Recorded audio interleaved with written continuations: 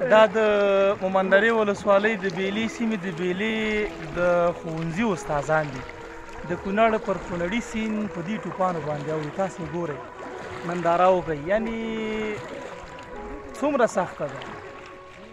کبنیونکي نه د لیسي ښوونکي دي، خو د هیواد د نوي نسل روزلې لپاره دا لږ ډکه لار زغمي څو هغوی د علم په ګاڼه سمبال کړي. د ننګرهار مومندرې ولسوالۍ د بیلې د لیسي دا ښوونکي هره ورځ د کونړ پر کونړي سیند د ټوپانو په وسیله تیریږي چې هره لحظه یې په سیند کې د ډوبېدو ویره شته.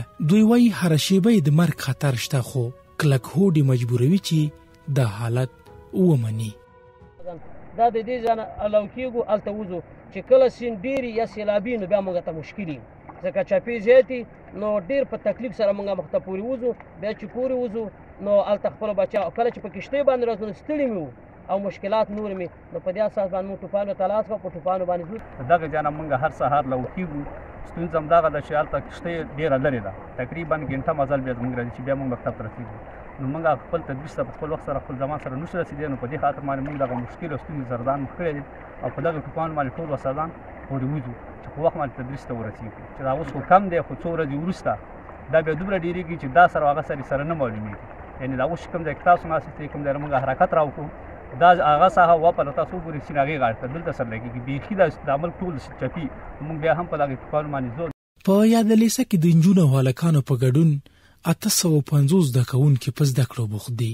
مسؤلین وایي که حکومت دا ستونزه ورحل کړي نو د دوی ترڅنګ به سلګونه هغه زده کوونکي چې له همدې امله له زده کړو بې برخې دي زده کړو ته مخه کړي.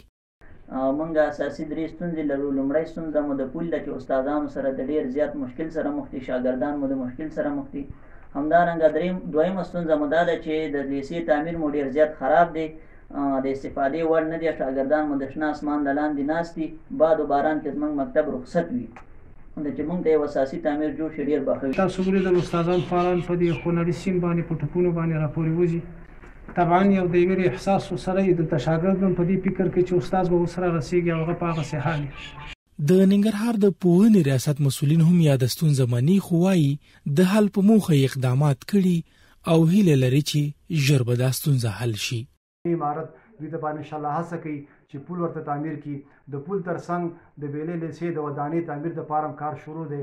موږ سره موجوده چې څومره امکانات دي موږ خپل امکانات انشاءالله په کار اچولي دي او چې څومره زموږ نه کېږي موږ به انشاءالله دوی دپاره چې دی پول هم تعمیرو او د بیلې لیسه هم تعمیرو.